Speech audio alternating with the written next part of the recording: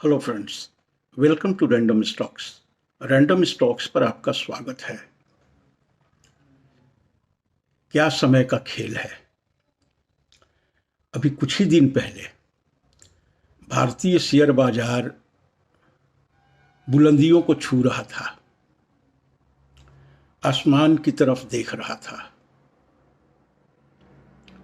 दुनिया से बेखबर, अपने धुन में मस्त।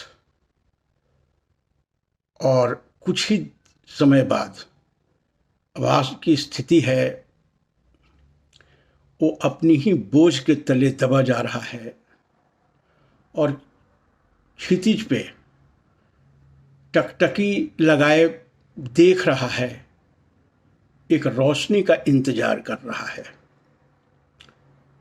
समय होत बलवान, एक कहावत है। ये इस परिप्रेक्ष्य में मैं कह रहा हूं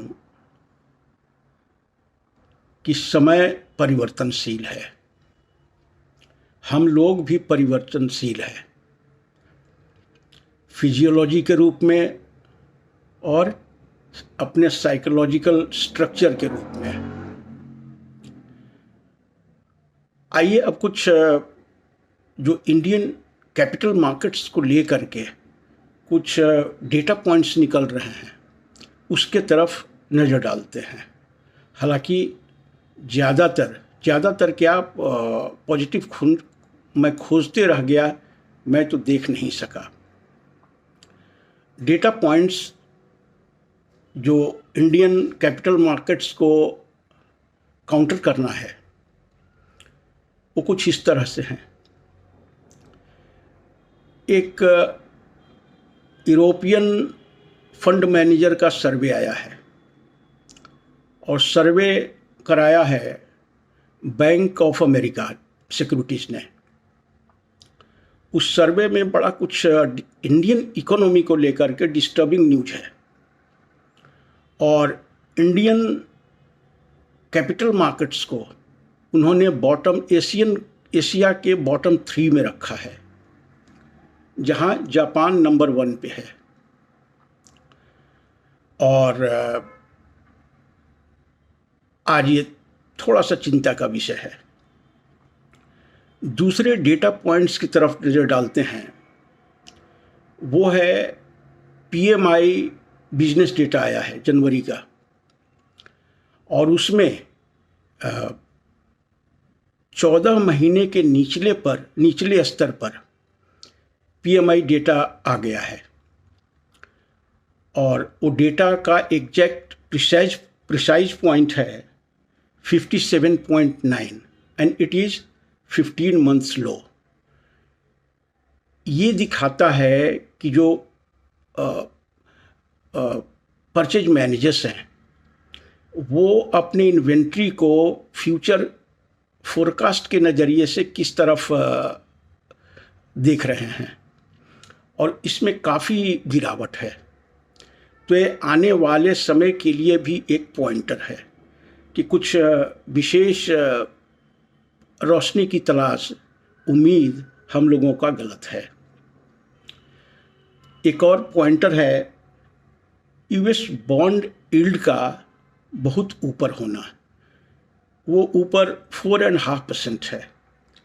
अब आप एक आकलन कीजिए, जब एक फंड मैनेजर को, एक एफआईआई को अमेरिकन बॉन्ड में बैठे बिठाए, बिना कुछ किए, बिना कोई रिस्क के 4.5% का रिटर्न मिल जा रहा है, तो इंडियन मार्केट में और जिस तरह की हालत है उसमें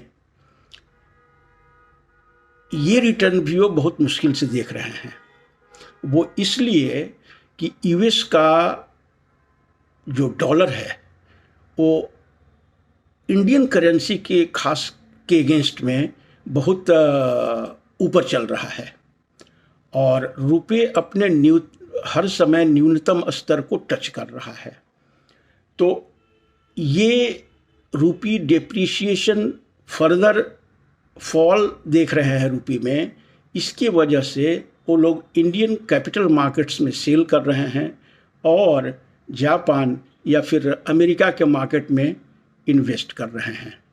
तो ये एफआईआई का जो इस तरह का एक सेल ऑफ आ रहा है, वो उसमें सबसे बड़ा रोल यूएस बॉन्ड यील्ड का हाई होना और रूपी का इस तरह से डिप्रिशिएट होना है। एक और डेटा पॉइंट्स है जो क्रूड प्राइसेस को लेकर के है। $80 पर बैरल ब्रेंट का भाव होने के बाद ये उसी के आसपास अभी चल रहा है, और जिस तरह की जियोपॉलिटिकल सिचुएशन है अभी, उसमें इसे एक ज़्यादा कमी होना अभी तो मुश्किल दिख रहा है। तो जितने भी डेटा पॉइंट्स हैं वो इंडिया के नेगेटिव ही हैं। पॉजिटिव तो कुछ समझ में नहीं आ रहा है। अब पॉजिटिव लोग बजट में देखने की कोशिश कर रहे हैं, लेकिन बजट एक ड्रीम बजट होना चाहिए। It should be a clone of the Chidambaram's budget of 1992 और something. So unless it is a dream budget, market को डायरेक्शन देने में, इसे मुश्किल पॉजिटिव एक डायरेक्शन देने में बजट लगता है फेल ही कर जाएगा। इसलिए बहुत मुश्किल दौर में है भारत का अर्थव्यवस्था और यहाँ का कैपिटल मार्केट्स। एक और बड़ा फैक्टर है जो कि कॉरपोरेट रिजल्ट्स में आ रहा है। कॉरपोरेट रिजल्ट्स में कंपनियों के वॉल्यूम ग्रोथ भी उस तरह से नहीं है, रेवेन्यू भी उस तरह से ग्रोथ नहीं कर रहे हैं। नेचुरली बॉटम लाइन में भी निराशा ही हाथ लग रही है। ट्रंप का आ जाना और उनका एक अनप्रेडिक्टेबल पॉलिसी रेजिम की तरफ बढ़ना, वो और भारत के अर्थव्यवस्था और भारत के जो स्ट्रेटेजिक पार्टनरशिप है उसमें भी एक गलत असर डाल रहा है।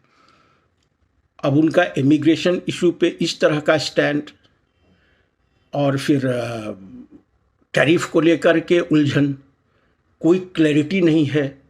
तो ये सब सिचुएशन कैसे अनफोल्ड करेगा, तो इतने सारे जितने भी डेटा पॉइंट्स और न्यूज़ पॉइंट्स हैं वो सब एक नेगेटिव माहौल बनाने के लिए काफ़ी हैं, और उसी से हम लोग गुजर रहे हैं।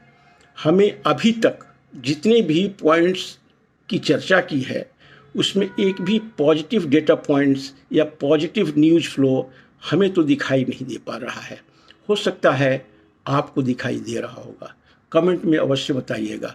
Thank you so much for watching the video. Thank you.